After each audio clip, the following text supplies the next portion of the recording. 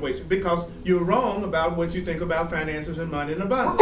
Why am I upset in my relationships? Because you're incorrect in the way that you interpret relationships and the way that you do relationships and what you think the purpose of a relationship is. Why am I upset on my job? Because I am wrong in the way that I'm interpreting this situation. So I need someone who has the correct perception to give me the correct perception, and then all I have to do is use it. I don't even have to come up with it. I just have to use it. That's too easy. That's much too easy. You know, your kid walk up to you and ask you what this is, and you said these are eyeglasses, and then pretty much they're going to call them eyeglasses from then on out. Because why? Because they asked an honest question. The kid didn't know what it was. The kid had no idea what it was. So in asking an honest question, the kid did not fight with you about the answer because they had no idea what it was, and they knew they didn't have any idea what it was. So when you said eyeglasses, and that's really what it is, then they go, eyeglasses. That's not the way we do it. We ask questions already having an idea in our mind about what we think it is, and then we get upset when we don't hear the answer that we've already made up ourselves. That's so the course teaches that we don't ask honest questions because we always ask already having some idea in our mind what we think the answer should be. So we can't get just, well, this is just eyeglasses. How many times has someone asked you something and as soon as you gave them the answer, they started defending against what you said? That's because they didn't ask you an honest question. They already had an idea in their mind about what you should have said to them. That's the adult syndrome.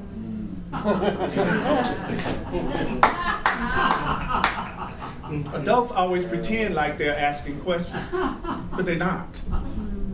Adults always have some idea what they think is going on in their mind, but they miss the most obvious hint that they're wrong. They're freaking miserable. Broken into by periods where it looks like they're a little happy. You know, that's what the weekend is about. I'm miserable all week. Now I get 2 days to run them up. Make up enough guilt that I'll have to try to get over for the next 5 days. It's called the weekend, right? So if I was really perceiving correctly, would not every day be thrilling? Wouldn't every day be loving? Wouldn't every day be something that would bring me something that would excite me? So that means I have the wrong interpretation of what my life is supposed to be like. I got it all wrong.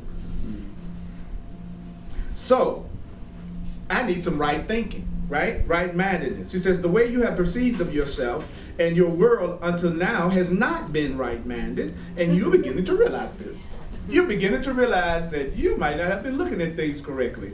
Thus, it is now appropriate for what? The realization to come to you that your mind and your perceptions can be changed. Brilliant. My mind can be changed. Okay, here we go.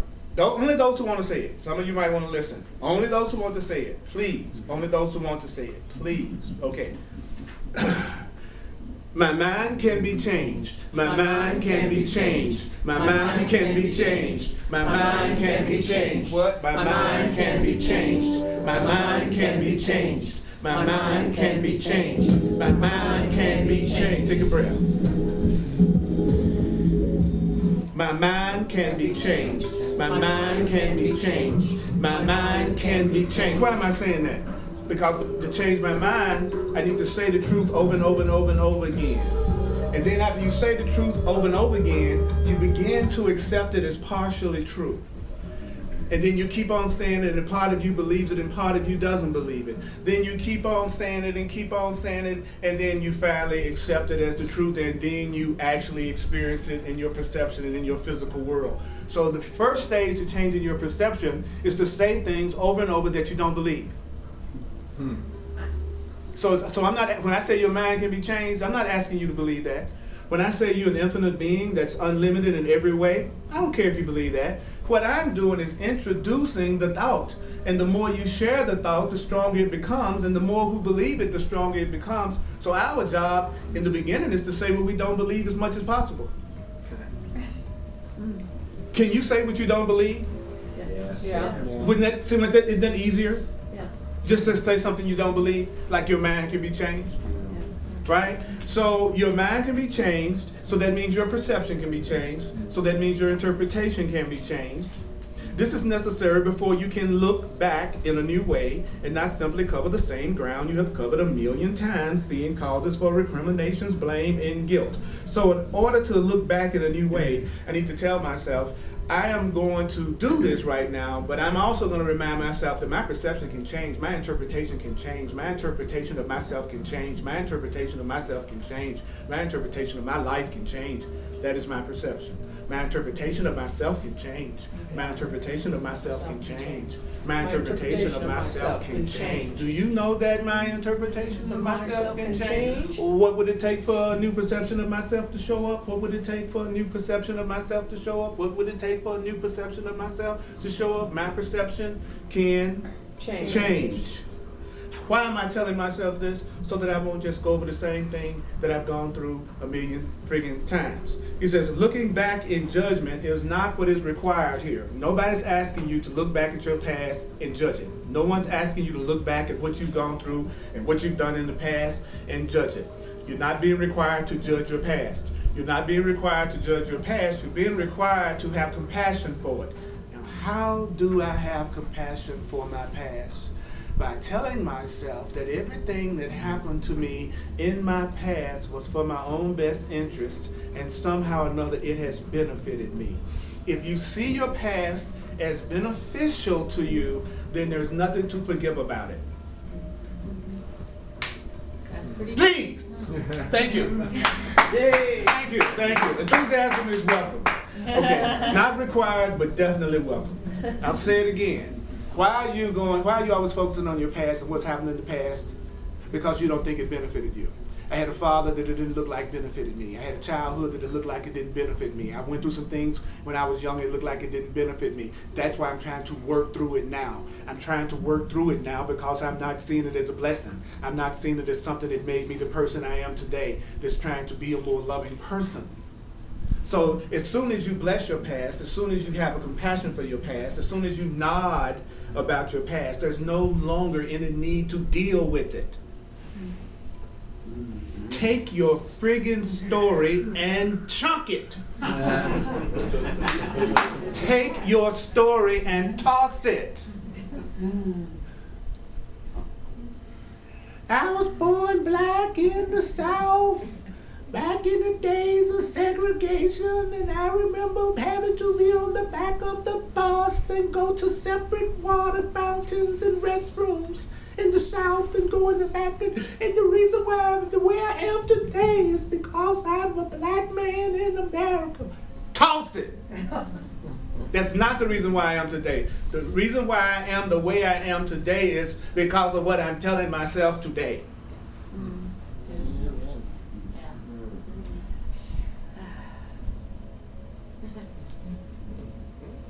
I'm a woman and since I'm a woman and I don't have to put that because the women toss it.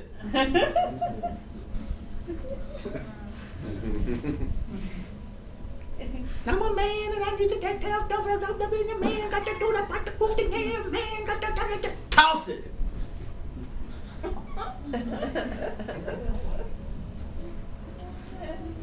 No one cares about your story. No one. It may be light entertainment from time to time. Even when you think people are talking about you and you're scared to express yourself because you think they don't care. They don't care. You know, what will other people think? They're not thinking about you at all. You're freer than you could ever imagine. No, how many of you all today spend most of the day thinking about somebody else?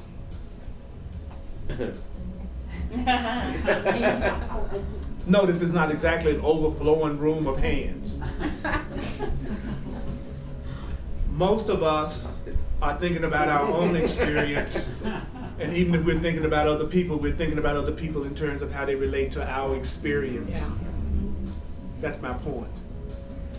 I doubt if anyone thought about anyone today more than their own needs, to be honest, and what they needed to do. And this is good because you cannot give what you don't have. So if you don't take care of yourself, you don't have anything to give to anybody anyway. I wish people were more selfish. If there were more selfish people in the world, all of us would have more. Because we would have more people taking care of themselves, and in taking care of themselves, they'd have something to share with somebody else. We're looking at a world based on people who think sacrificing is the way to go when they don't even have anything in their perception themselves to give. You can't feed me if you don't have any food. So trying to feed me before, like on the airplanes, what do they say? If there's some kind of a problem and the air mask come down, what's the first thing she says? Before you do anything for anybody else, put the mask on you. Hello? Put the mask on you, please, because I think your plane is going down. If there's some areas of your life, the plane is going down, and you know what area that is. Everybody's got their area, right? Right? So looking back in judgment is not what's required here. Only the opposite will advance our aim of uniting the mind and the heart. Don't judge your past. Say, I do not perceive my own best interest. Everything that happened in my past was for my own best interest. I might not have enjoyed it. It may not have been pleasurable. Sometimes it might have freaked me out. But everything that happened in my past served me. Everything in my past was for my own best interest. If you would do that from your heart and soul, you will have, your past will no longer be working against your present. And there will be nothing else about your past that you need to fix. You only need to fix something you think was broke, something that didn't serve you. But what if we claim right now?